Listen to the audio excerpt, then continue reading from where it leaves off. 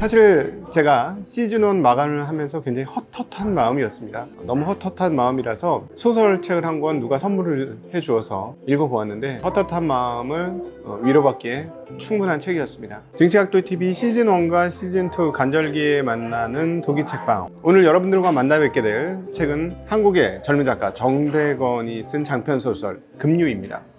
책 제목 금류답게 첫 80페이지는 마구마구 빨려 들어갑니다.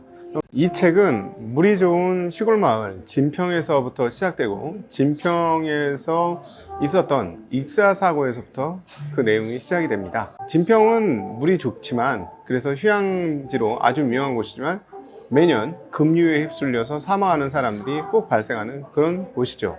그런데 그곳에 아주 숙련되고 단련된 소방관 최창석과 그리고 새롭게 이사를 온 미용실 주인 전영미가 급류에 휩쓸려 떠내려와 시체로 등장하면서부터 소설을 시작합니다. 그리고 그 두 사람과 연결된 이 책의 주인공 최창석의 딸 도담 그리고 전영미 아들 해솔과의 이야기로 이 이야기를 풀어갑니다. 이 책의 핵심은 한마디로 얘기한다면 바로 사랑입니다. 사랑을 우리는 어떻게 표현할 것인가. 그리고 이 책과 더불어서 연상이 되는 어렸을 때 아주 재미나게 읽었었던 책이 바로 소나기인데요. 소나기는 지고지순 청순한 아픈 사랑이죠. 근데 이 금류에서 얘기하는 사랑은 매우 현실적으로 우리가 맞닥뜨리는 남녀 간의 갈등, 그러나 사랑, 또 그러나 갈등, 또 그리고 다시 태어나는 사랑, 이것에 관한 이야기다 라고 표현할 수 있겠습니다. 도담과 해솔이는 운명적인 만남을 했다고 할까요? 바로 어린 나이에 첫사랑의 관계로 서로 만나게 됩니다. 그것도 바로 물속에서 말이죠. 서로 간에 두 눈이 맞았을 때 아마 서로 간에 반했을지도 모르겠습니다. 아마 은근하지만 강렬하게 그 장면을 이 소설은 치고 나가는데요. 그러나 아주 몸이 유약했던 해솔은 그 첫 만남에서 물에 빠져 죽을 뻔했고 도담이 그것을 살려냅니다. 그 생명을 살려낸 그 과정에서 두 사람의 사랑은 싹트기 시작했고 그 학생 때의 사랑이 점점 무르익어져 아주 두 사람밖에 없는 깊은 사랑으로 빠져들게 되죠. 그러나 두 사람은 매우 다른 캐릭터를 가지고 있습니다. 우리가 MBTI라고 보면 완전히 E 극단에서 I 극단 사이의 만남이라고 할까요? 그런 두 사람의 만남, 완전히 다른 사람 간의 만남이 이루어지는데 근데 그 다름 속에서 서로를 의지하는 그런 모습들이 나타납니다.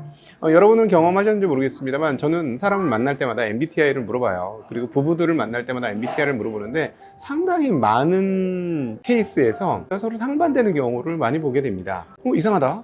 비슷한 사람끼리 만나서 결혼을 할 것 같은데 그렇지 않더라는 거예요.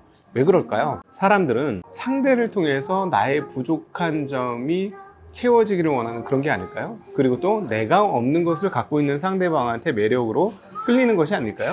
마치 볼록과 오목이 만나 하나를 이루듯이 그런 모습 말입니다. 근데 이 책에서 그 흐름들을 아주 극명하게 잘 나타내요. 해솔과 도담은 성격이 너무나 천양지차죠. 도담이 같은 경우는 대학교에 들어가면서 매일같이 동아리 같은 데 가서 술을 퍼먹습니다. 술을 너무너무 많이 먹어서 매일같이 취해서 들어오고요. 해솔이 같은 경우는 그 고시방에 앉아서 매일 조용히 공부하는 그런 스타일입니다.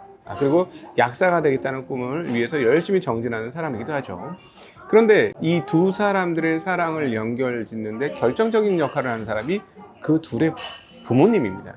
해솔의 어머니와 도담의 아버지죠. 그런데 말입니다. 이 두 사람의 사랑을 찢어 놓았던 것은 또 그 두 부모님입니다.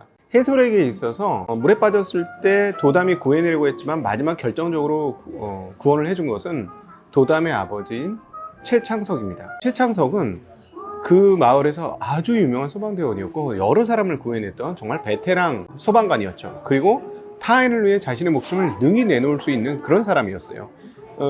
그런데 그 최창석은 도담이에게도 하나의 인생 모델이었고 사랑하는 아버지였고 그리고 해솔이에게도 굉장히 중요한 인생의 모델이 되었습니다. 근데 바로 이 믿었던 아버지가 해솔이의 어머니와 이상한 관계가 된 거예요. 그래서 이 두 자녀들의 사랑을 이 두 부모가 깨게 된 거죠.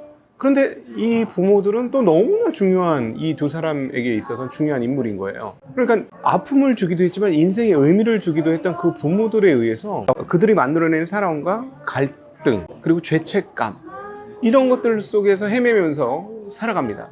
그러면서 둘이 너무나 사랑했지만 부모님으로 인해서 헤어질 수밖에 없었고, 그러나 다시 끌려서 만나게 됐고, 열렬한 사랑을 했으나 또 그 부모님들 때문에 가지는 감정 때문에 또 헤어질 수밖에 없었고, 그러나 그 사랑을 잊을 수 없었고, 그래서 다시 일정 시간 후에 다시 만날 수 있었고, 그러나 또 어쩔 수 없이 헤어진 그 상황에서 이들의 모델이 된 부모님이 준 유산에 의해서 다시 서로 간에 끌려드는 이 두 사람. 이 책은 사랑이라는 것이 아름답기만은 한 것이 아니다. 사랑이라는 것은 수많은 아픔 가운데 완성되어 가는 것이다 라는 것을 이야기하고 있습니다. 아픔이 있지만 그 아픔을 보듬어가는 것, 또 사랑 때문에 또 아플 수도 있다는 것, 그러나 또 사랑으로 인해서 그 아픔을 극복할 수 있다는 점, 이런 것들을 흥미진진하게 이야기하고 있죠. 70년대생 분들은 요즘 젊은 세대에 대해서 좀 걱정하시는 분들이 있는데요, 저는 이 책을 읽으면서 야, 우리 젊은이들 정말 훌륭하다, 뛰어나다, 이런 생각을 많이 했습니다. 이렇게 사랑이라는 감정을 절절하게, 그리고 오묘하게, 그리고 현실적으로 아픔 속에서 그려낼 수 있다는 게 저는 너무 좋았던 것 같습니다. 여러분, 넷플릭스보다 소설입니다. 여러분은 마음이 적적할 때, 저처럼 적적할 때가 있다면 소설을 한번 들어보시는 게 어떨까요? 시즌1과 시즌2 간절하게 여러분들에게 꺼내는 각도기의 추천 소설은 바로 정대건 작가의 급류입니다. 여러분들의 적적한 마음을 조금이나마 채워줄 수 있는 그런 책과 시간이 되었으면 좋겠습니다.